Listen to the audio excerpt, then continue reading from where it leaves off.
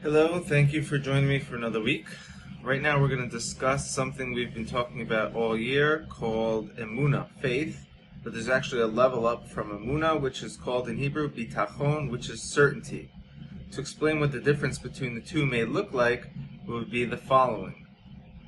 I'm on a journey towards a house where there's the last food on earth left, and it was stored in a refrigerator.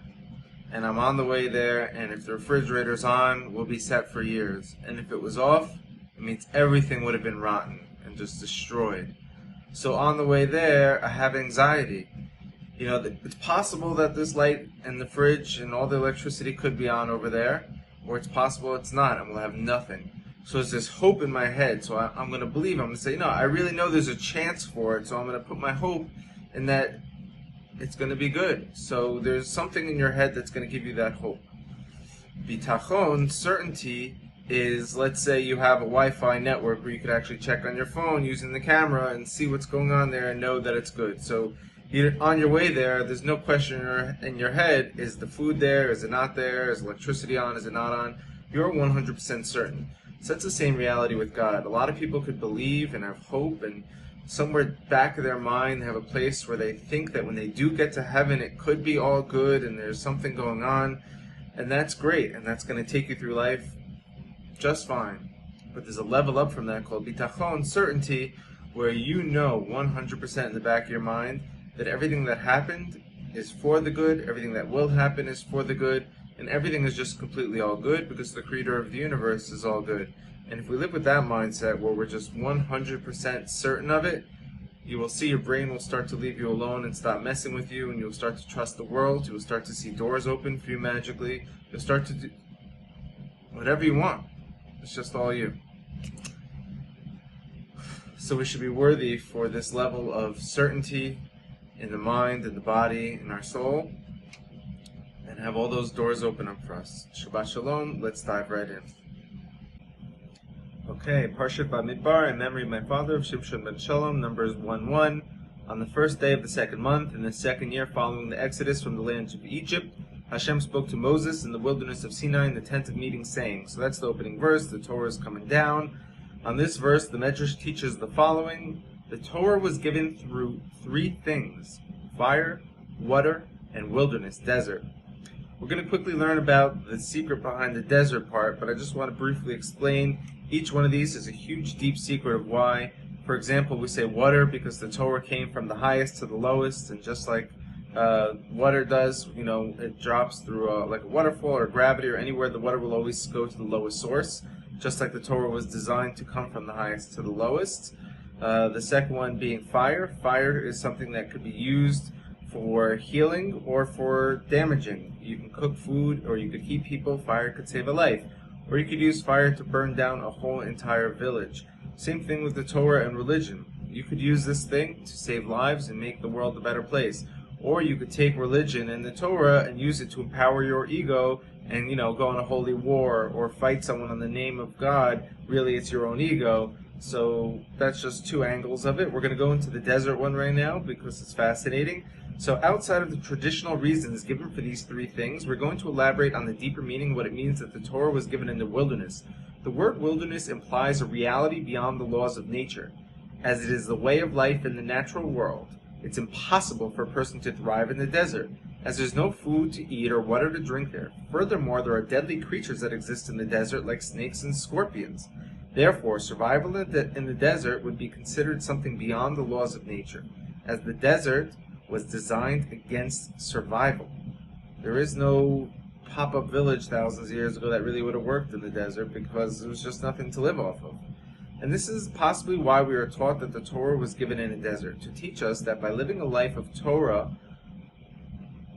it brings us to a level beyond the laws of nature. And as we've learned in the holy writings of the sages, that the Torah is indeed beyond the laws of nature.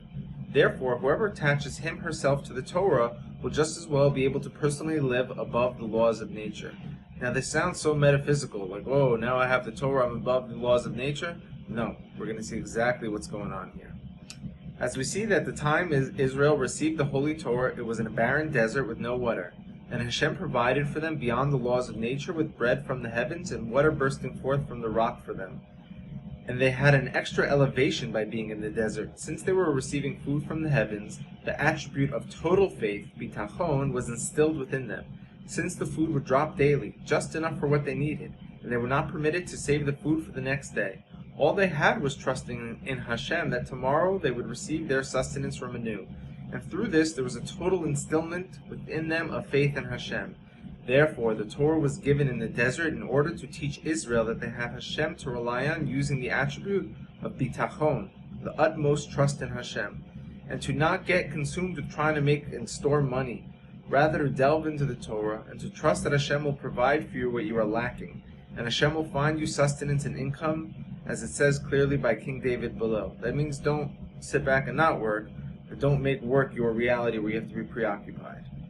Make your preoccupation Torah, and then make work a side hustle. You'll see what will happen to you. In Psalms 34:11, because we don't say any spiritual idea without going to the scriptures. This was written by King David and in the Tanakh. Lions have been reduced to starvation, but those who turn to the Lord shall not lack any good. Wow. This is one of my favorite teachings. Lo yachzru kol tov. Let's jump into here for a second, this whole thing of lacking no good and what it means to be beyond the laws of nature and all this. First of all, yeah, we've seen lions go hungry and starve. And you got guys out there with millions and billions of dollars. They're the lion, they're the man, they're this. Like, we've seen lions go hungry. There's got to be a higher level than lion. A higher level than lion is soul. When you're a soul, you're good. So when we say lo echsar kol tov, I'm not lacking anything called good, that's a whole state of reality. That means if I don't have it in my life, it's not good for me. It's not called my good. You always say to yourself, I am not lacking anything called good. I'm not lacking anything called good. That means all the things you have is what's good for you. If you don't have it, it's not for you. You don't need your eyes on it. You just stay in your lane and stay humble. But what does this mean when you have faith? It brings you beyond the laws of nature, just like a desert. The laws of nature, my friends, is fight or flight. It's to bug out and to panic and to have anxiety. The laws of nature is for you not to feel safe and for you to worry and for you to panic, which is what's going on rampantly today.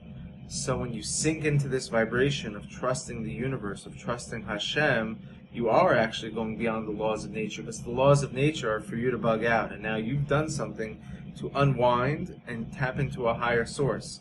So this is not a metaphysical teaching. This is a very scientific teaching. If you trust in the creator of the universe, it's not like some angel comes and sprinkles fairy dust on you, which may happen, but that's not what I'm talking about.